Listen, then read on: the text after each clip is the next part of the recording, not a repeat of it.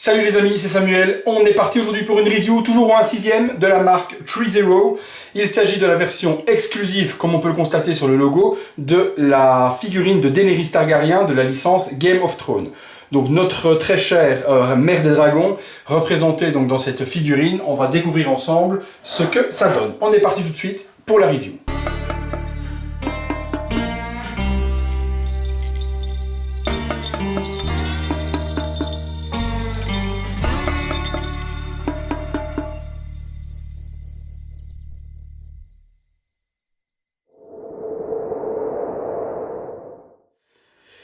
Au niveau du packaging, une boîte assez simple, noire. On peut remarquer, je ne sais pas si on le verra peut-être bien, mais au travers, il y a le sceau des Targaryens, donc les dragons. Donc il y a le sceau des dragons, Fire and Blood, Targaryen, version exclusive. C'est une boîte toute noire. Sur l'arrière, même chose, le sceau qui est représenté en gaufrage, donc complètement imprimé dedans. La boîte s'ouvre, si je ne dis pas de conneries, peut-être bien sur le dessus, ou je dirais peut-être une bêtise. On va regarder ensemble. Je découvre en même temps que oui. Il y a bien un fourreau qui s'ouvre. Ah. Voilà, c'est super serré. Hop. Voilà, on découvre pardon, la figurine au travers. Sur le côté, le sceau des Targaryens avec Daenerys Targaryen. Même chose sur l'arrière, donc superbe représentation donc du logo de la maison des Targaryens en question. Game of Thrones sur le dessus. Sur le dessous, les crédits habituels, donc rien de bien particulier. On est parti tout de suite pour le contenu.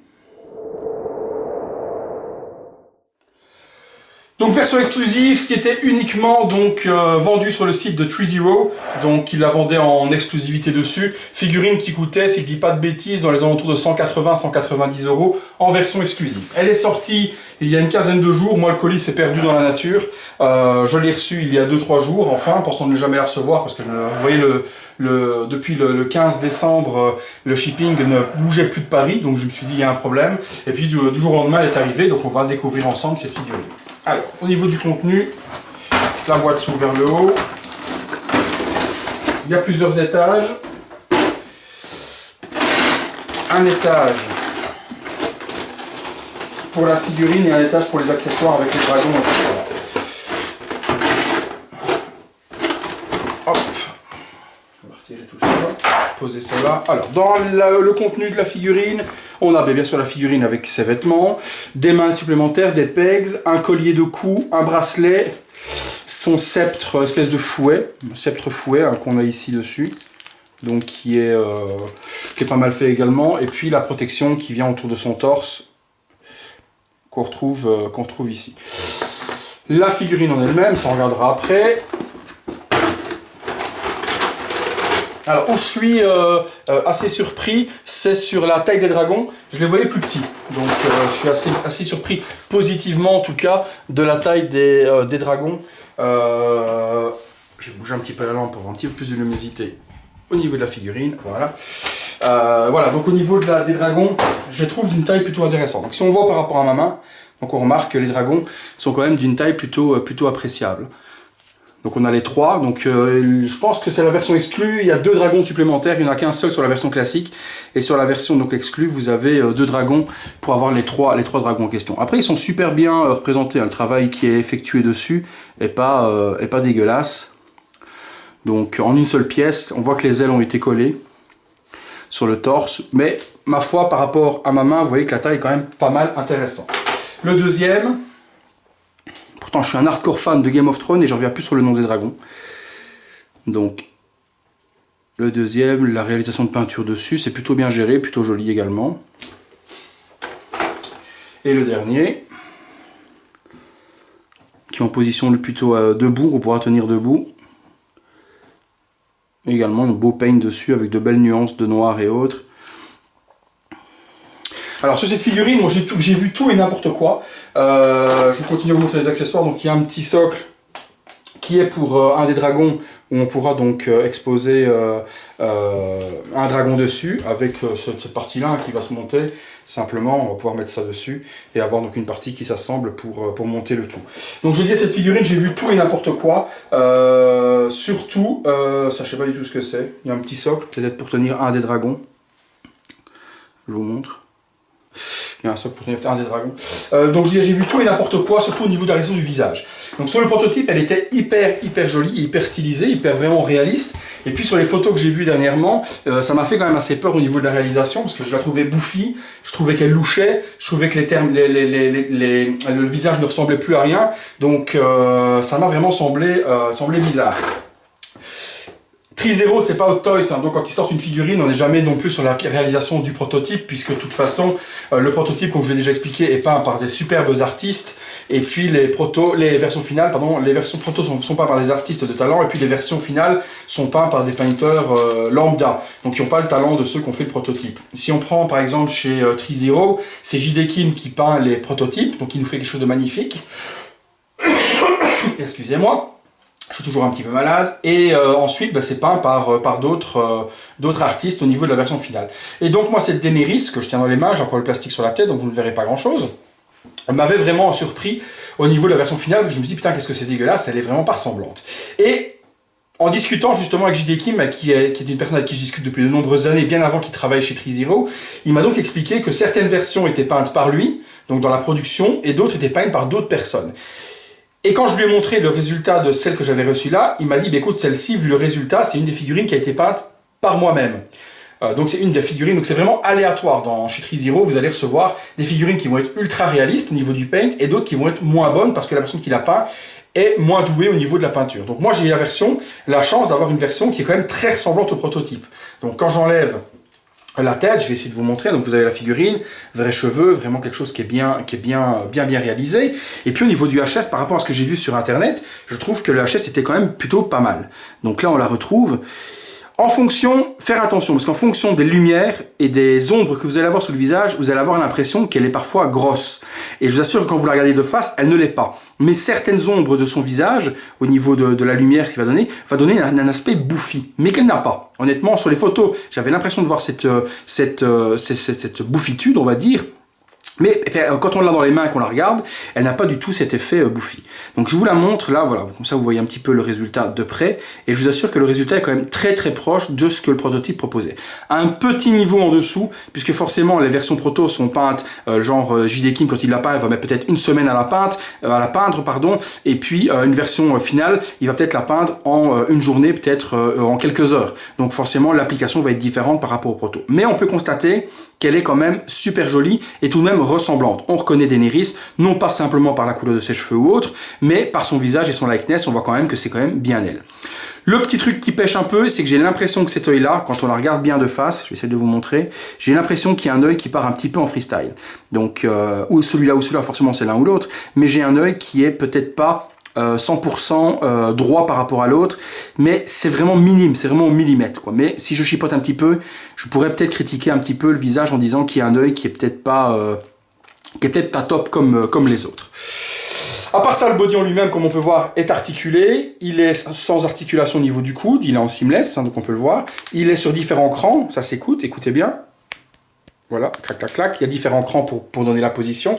Donc c'est pas un body qui est en métal comme les Thyssen, ce genre de choses. C'est un body à cran, un petit peu comme ce que fait Hot Toys. Là, les body arrière sont vraiment bien articulés. On peut donner les positions vraiment que l'on veut. Et les vêtements sont super jolis également, bien dessinés. On retrouve les rendus qu'on a sur les vêtements et l'espèce de peau de dragon qu'on va retrouver également sur les épaules en question. Donc à ce niveau-là, on a quand même une réalisation qui est plutôt top. Même chose, hein, pour tout ce qui est tresses.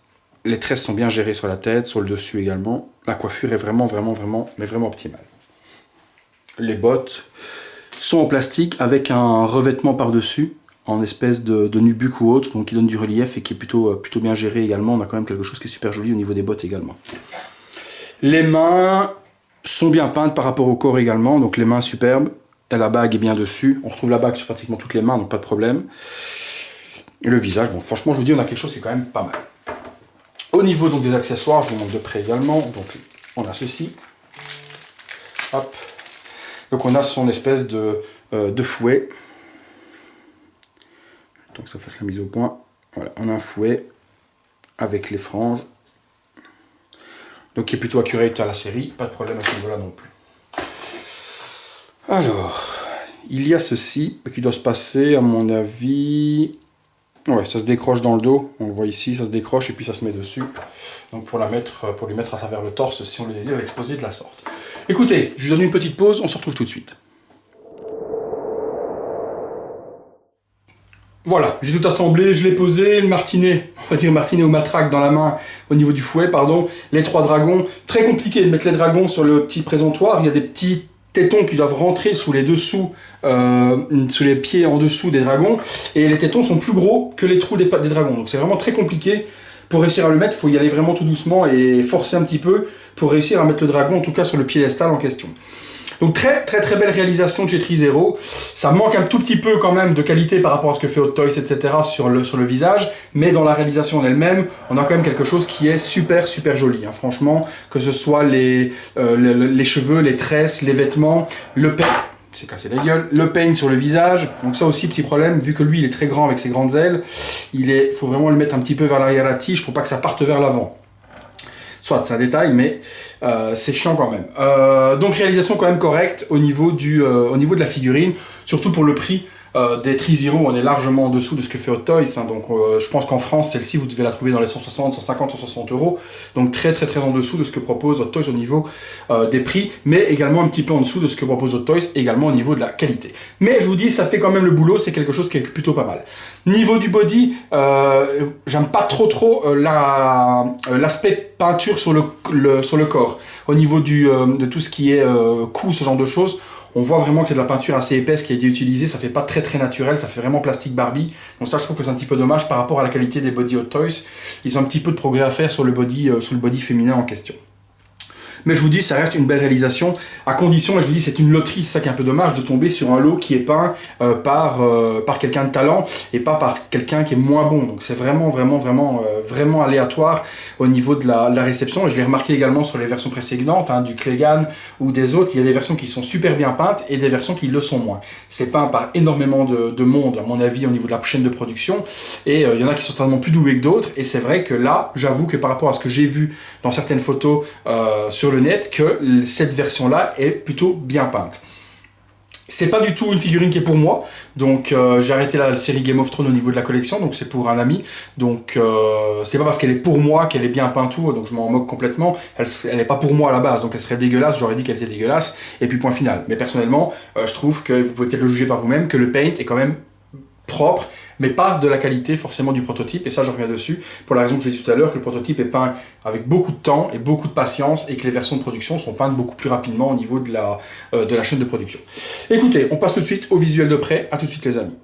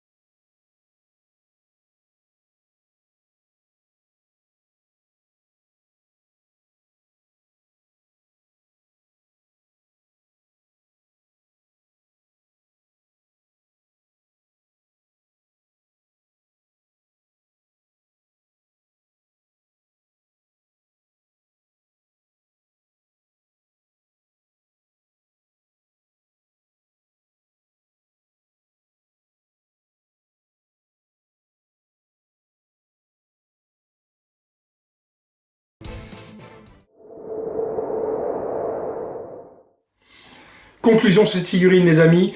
Une belle réussite de la part du Tri-Zero. Si je dois la coter sur 10, je donnerai un bon 8 sur 10. 8 sur 10, qu'est-ce qui pêche? Pour moi, c'est le body qui est pas peint naturellement. Au niveau du torse, surtout les bras ça va, mais au niveau du torse, il y a un petit peu trop de rosés qui font trop Barbie. Ça, c'est un petit point négatif pour moi. Le visage est hyper réaliste, hyper bien peint. Les sourcils noirs sont bien gérés, etc. Juste le petit strabisme qui est léger. Quand on regarde de très près, on voit que l'œil qui est ici, qui part un petit peu en couille. Mais c'est vraiment léger, c'est vraiment un millimètre de différence, même pas un micro-millimètre de différence qui fait vraiment que c'est pas très très centré. Mais à 30 cm d'où je suis là, on ne le voit plus de toute façon, on ne voit plus du tout ce petit problème. Mais de près, ça se voit. Les vêtements sont bien taillés, tout est vraiment joli. Les bottes ne sont pas qu'en plastique, il y a un petit nubuck qui est mis tout autour qui donne un petit réalisme également. Donc perso, dans l'ensemble, pour les fans de Game of Thrones, sautez dessus.